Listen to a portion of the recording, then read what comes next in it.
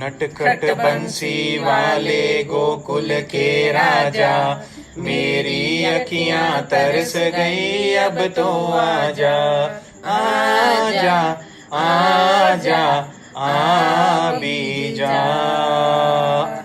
श्री कृष्ण जन्माष्टमी सोमवार के दिन, आज पंचमी, 3 दिन के बाद बहुत बड़ा त्यौहार। और आज आपको सिखाते हैं कैसे बनाते हैं प्रसाद धनिया पंजीरी। श्री कृष्ण जन्माष्टमी पे इसको जरूर बनाएं, बड़े प्यार से बनाएं, बड़ी आस्था से बनाएं और इसका प्रसाद चढ़ाएं, सबको खिलाएं। हम 3 तरह की धनिया पंजीरी बनाते हैं, एक जिसमें धनिया पाउडर और पिसी हुई चीनी, थोड़ा सा इलायची पाउडर, थोड़ा सा घी। दूसरी बनाते हैं जिसमें पिसे हुए ड्राई फ्रूट्स भी जाते हैं, और तीसरी बनाते हैं जिसमें साबुत ड्राई फ्रूट्स जाते हैं। आज आपको हम साबुत ड्राई फ्रूट्स वाली धनिया पंजीरी श्री कृष्ण जन्माष्टमी के प्रसाद के लिए कैसे बनाते हैं इसके बारे में बात करेंगे। झटपट बन जाती है, जरूर बनाएं और मेरे साथ शेयर करें कैसा लगा आपको। सबसे पहले तो ये देखो, गैस जल गई, पैन गर्म हो गया, इसमें थोड़ा सा घी डालेंगे। देसी घी का इस्तेमाल करें, बहुत ज़्यादा नहीं।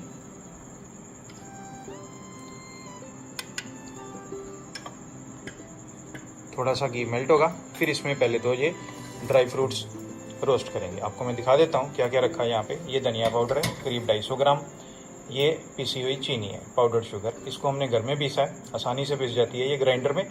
और अगर इसमें थोड़ी सी इलायची साथ में डाल लें, थोड़ी सी, तो वो बहुत बढ़िया पिसती है। ये देसी घी है, ये काजू हैं बढ़िया क्वालिटी के, ये किशमिश, ये मखाने हैं, और ये बादाम है, गरबंदी गिरी हम इस्तेमाल करते हैं, और ये नारियल पाउडर है। एक चीज़ और इसमें इस्तेमाल कर सकते हैं, वो रहती है चिरौंजी। अब चिरौंजी तो आज मुझे मिली नहीं यहाँ मार्केट में, तो इसलिए हम इतनी चीज़ों के साथ ही ये बना रहे हैं धनिया पंजीरी। अब इधर ये घी, देसी घी मेल्ट हो गया। सबसे पहले इसमें जाएंगे मखाने।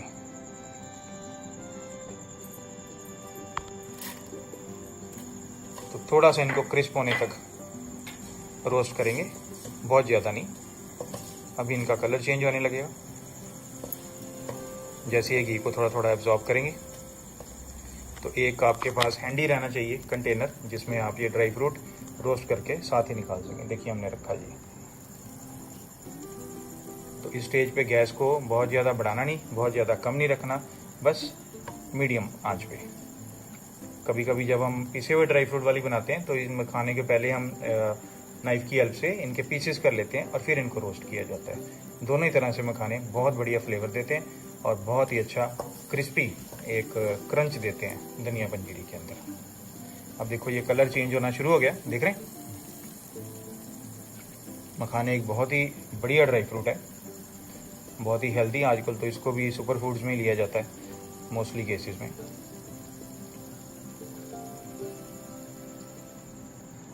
जितना धनिया पाउडर, करीब करीब उतनी ही पिसी हुई चीनी।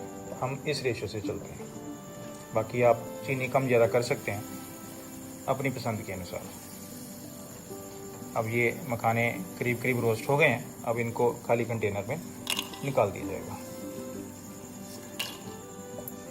आवाज़ सुन रहे हैं, रोस्ट होने के बाद की आवाज़ है। ये हो गया। अब इसमें जाएंगे काजू। ये काजू तो पहले ही आवाज़ कर रहे हैं। और काजू के टाइम पे थोड़ा ध्यान रखना होता है, गैस बिल्कुल भी ज़्यादा तेज़ नहीं करना। काजू एकदम से कलर चेंज करते हैं और जल नहीं जाएं। देख रहे हैं आप, कलर एकदम चेंज हो रहा है। बस ऑलमोस्ट इस स्टेज पे इनको निकाल लेना, क्योंकि जैसे जैसे आप निकालेंगे उनका कलर लगातार चेंज होता जाएगा, वो कुक होते जा रहे हैं। तो इनको फटाफट से निकालने का टाइम आ गया। अगर और 10-15 सेकेंड के लिए उसके अंदर रहेंगे तो ये काजू जलना शुरू हो जाते हैं। तो दिवाली पे जो काजू रहते हैं ना, फ्राइड काजू मसाला कोटेड, वो हम बनाते हैं बहुत बढ़िया अपने घर में। उसकी रेसिपी भी आपके साथ शेयर करूंगा, आपको कभी बाज़ार से खरीदने नहीं पड़ेगा। अब जाएंगे बादाम इसी घी में। अब बादाम देखिए, क्योंकि घी प्रॉपरली गर्म हो चुका है, तो ये बादाम में भी थोड़ा थोड़ा काजू वाली बात है। काजू जितना रिस्की तो नहीं, लेकिन जैसे ही इसको घी में रोस्ट करते हैं तो ये एक स्टेज के बाद सडनली इनका कलर चेंज होता है और थोड़ा बिटर भी होने के चांसेस रहते हैं। तो फिर इनको भी एक प्रॉपर टाइम के बाद, वो देखें अब वो क्रैकल कर रहे हैं, ये देखो। बस सही टाइम पे इनको बाहर निकाल लेना चाहिए। अब जाएगा किशमिश। किशमिश थोड़ा सा फूलता है जब इसको घी में डालते हैं। देख रहे हैं किशमिश का कलर चेंज हो रहा है, फूलना शुरू हो गया। तो बस बहुत ज़्यादा इसको नहीं करते हैं। बस इसने घी ले लिया और रोस्ट हो गया। अब इसको बाहर निकालने का टाइम आ गया। अब ये जो फ्रेगरेंस आ रही है हर वीडियो की तरह, मैं ये भी चाहता हूँ कि आपसे शेयर करूँ, पर इसमें ये पॉसिबल नहीं है। तो आप ये फ्रेगरेंस ले सकते हैं अगर आप अपने घर में ये धनिया पंजीरी बनाएं और सबको खिलाएं। अब रह गया कोकोनट। अब नारियल का हमारे पास तो बुरादा था, हमने ये लिया, अदरवाइज़ आप सूखा नारियल लेके उसको ग्रेट कर सकते हैं, तो उससे भी हो जाएगा। तो नारियल के तो बहुत बढ़िया स्मेल आ रही, और ये हो ही गया, बहुत जल्दी हो गया क्योंकि घी ऑलरेडी बहुत गर्म था।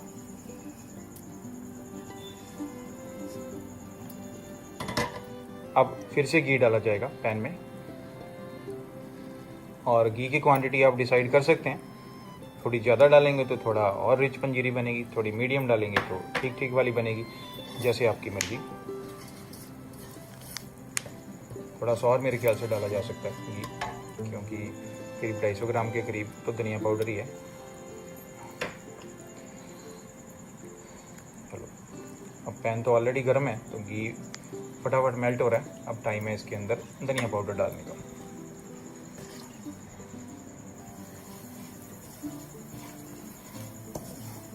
अब धनिया पाउडर डालने के बाद बस एक ही प्रिकॉशन, इसको लगातार से चलाते रहना। अगर आपको लगे बहुत ड्राई है तो आप घी ऐड कर सकते हैं, अगर आपको लगे नहीं ठीक है तो फिर ठीक है।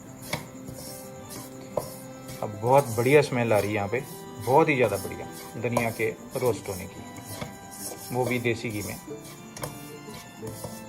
और इस समय गैस को बहुत तेज़ नहीं करना है, मीडियम लो फ्लेम पे रखें, क्योंकि धनिया भी बहुत क्विकली हीटअप हो जाता है।